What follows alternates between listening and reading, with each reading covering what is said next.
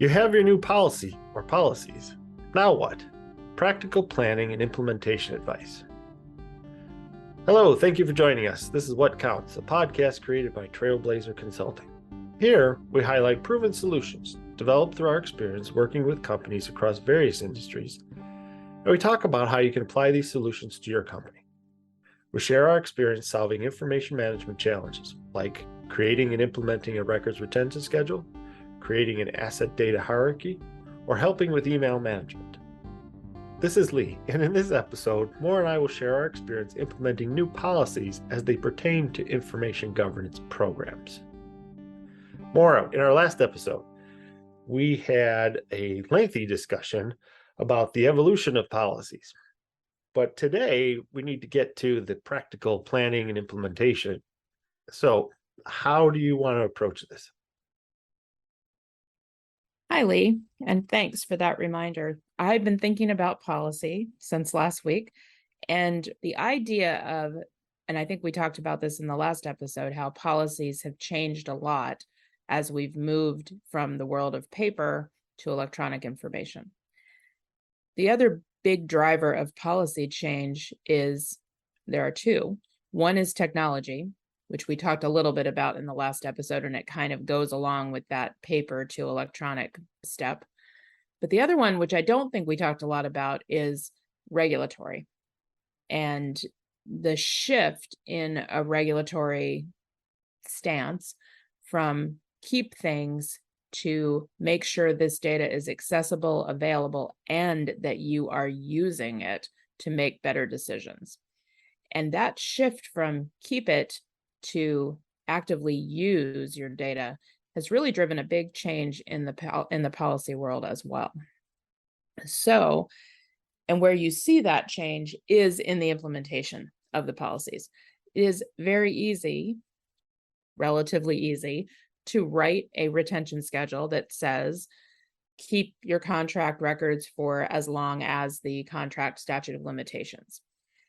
Also easy to say, keep your asset records for as long as you have the asset, for the life of the asset.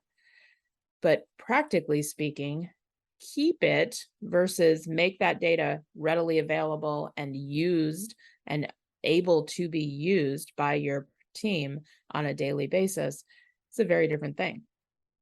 Looking back on our paper to electronic shift discussion, keep paper records, they're in boxes, they're labeled, you can call them back from storage, but it takes some time.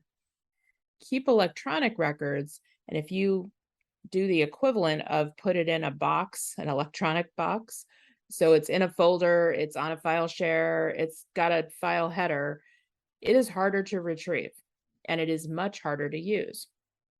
And data that's trapped in a document can't be easily searched, easily reported on, used for data analytics. So if you have for instance, we had a client who had a large quantity of asset management agreements, operations management agreements. Basically, they were working with a lot of external partners and running a large asset base. And every one of those agreements had different terms and conditions. It had different requirements for notifications and for reporting and for payments and penalties. And they were all there. They all knew where the documents were. And yet finding those little bits of information required someone to go read the document every time. Or after the third or fourth time someone went to read the same document, they would start making their own list. They've made spreadsheets.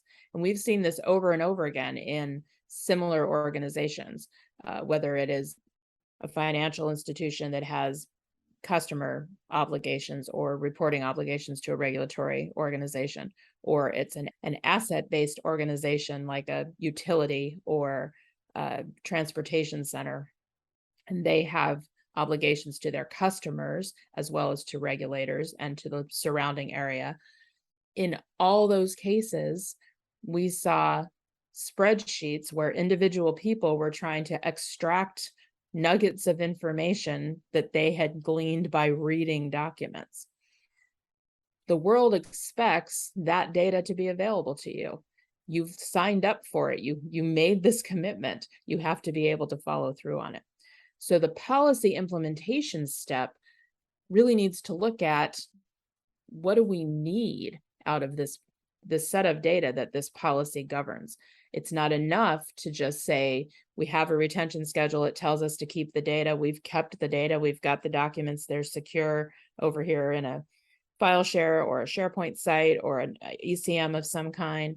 And we're backed up and we know we can find the folders and we can find the documents. That's not enough anymore. We need to be able to use the data. In the policy, you need to push them towards the central repository. Is that what you're trying to get at? Almost. So the policy is still the what. Remember, in our shorthand, we say the policy is the what, and then the procedures and the processes are the how. So this episode today, we're talking about how to implement these policies. So we're still going to write a policy that says maintain this information, but we're going to not just say retain it, but actually maintain it so it is accessible. That's part of the policy statement. So then you have a companion process that says, this is how we're going to maintain this data. And it does push you to standard systems, standard and potentially centralized repositories, but the centralization is secondary to the standardization. So let's talk about those contracts, those contract documents that had all those agreements, all those terms and conditions that we've seen similar data sets at different companies. The policy, the original policy might just say, keep them, because it's a line item in your record schedule. It says contracts and agreements are kept for 10 years after the final fulfillment of the final obligation under the contract. So in a paper-based paradigm and converting that to electronic documents, we would say, let's have a file plan. We identify the function and the process is legal, contract management, and the record category is contracts and agreements. And the trigger is going to be the end of the contract. So, okay, that drives us to, let's organize things into folders by contract so that we know when a contract ends. That's an older way of looking at things.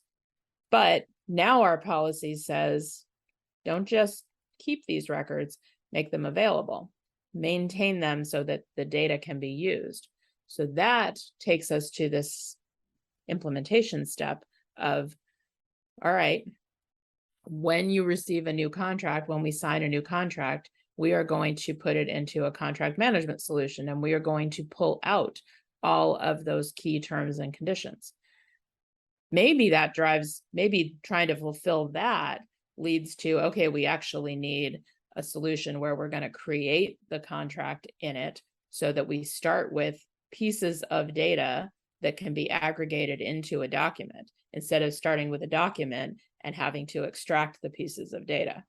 It could go either way, but that's the implementation step. And without thinking that through, when you write the policy, you can end up with a policy that doesn't actually meet today's expectations.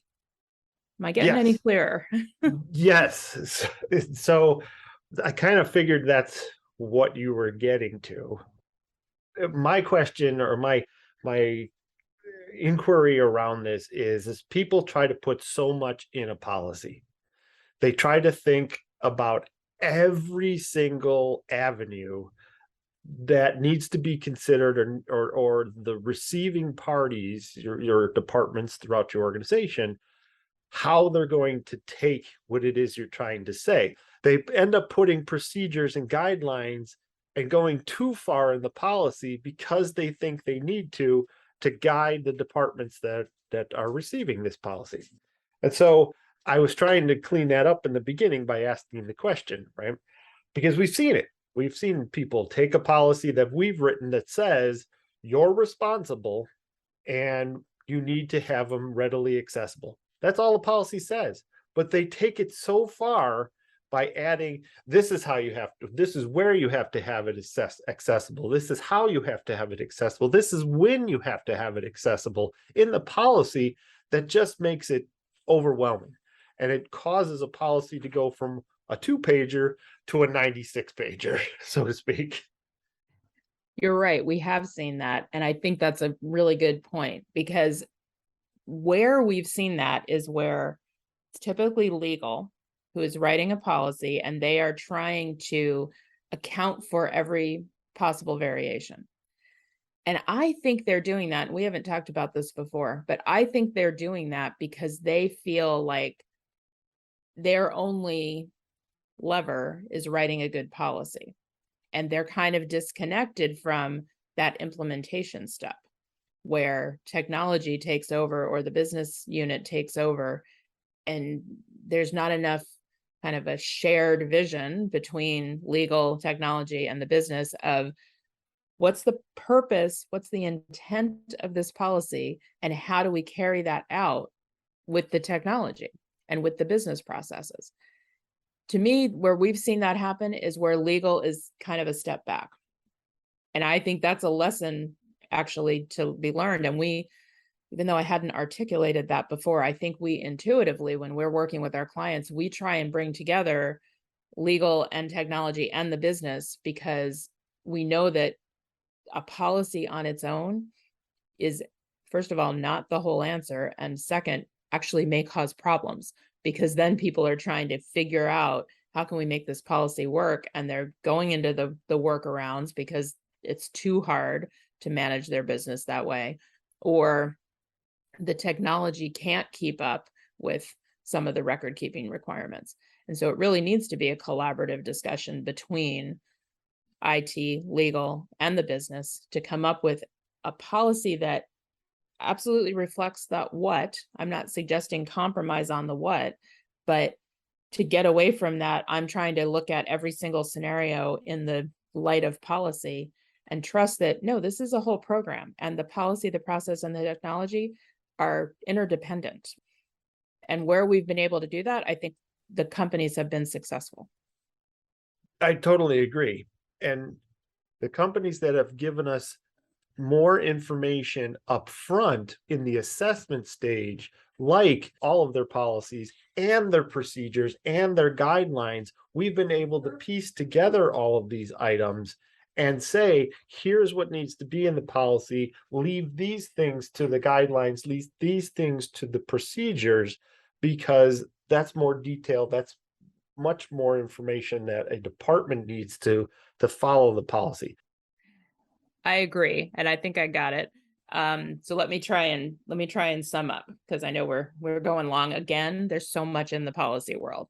So when we go into a company and we are able to do a full assessment and pull together all the different groups, we then can form that whole picture, and we can help guide our clients through it. So if we're working with the legal team as our primary client, we can help them see how their policy is going to play out. We can pull IT in and say, these are the things that we're trying to prevent, and these are the things we're trying to enforce. What can the technology do for us? We pull the business in and talk about, these are the goals of the policy, and will they hinder your business process? Can we make this happen and still get work done? And I think our being able to look at that big picture gives us better tool set to guide our clients.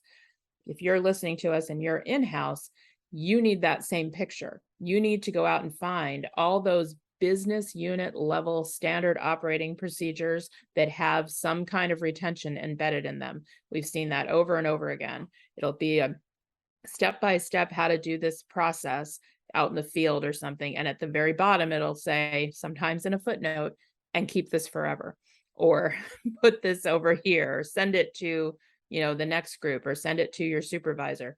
And it's all embedded in there. And what we found is that sometimes those business unit level processes, standard operating procedures, contradict what the policy says, because there's not enough communication between the two in that planning step. So I think that's our lesson for today out of the policy implementation world, is communication. And the policy isn't the only tool. And if you try to make it the only tool, like you're saying, Lee, where groups are trying to foresee every possible scenario, it's not gonna work. And it's gonna be hard to maintain that policy. I agree. So the key here is to get the whole picture before you just put a policy out that departments find hard to follow. If you have any questions, please send us an email at info@trailblazer.us.com or look us up on the web at www.trailblazer.us.com. Thank you for listening, and please tune in to our next episode. Also, if you like this episode, please be sure to share it with people in your social media network. As always, we appreciate you, the listeners. Special thanks goes out to Jason Blake, who created our intro music. Thanks, Okay. everyone. And don't worry, we're going to have more policy discussions coming up.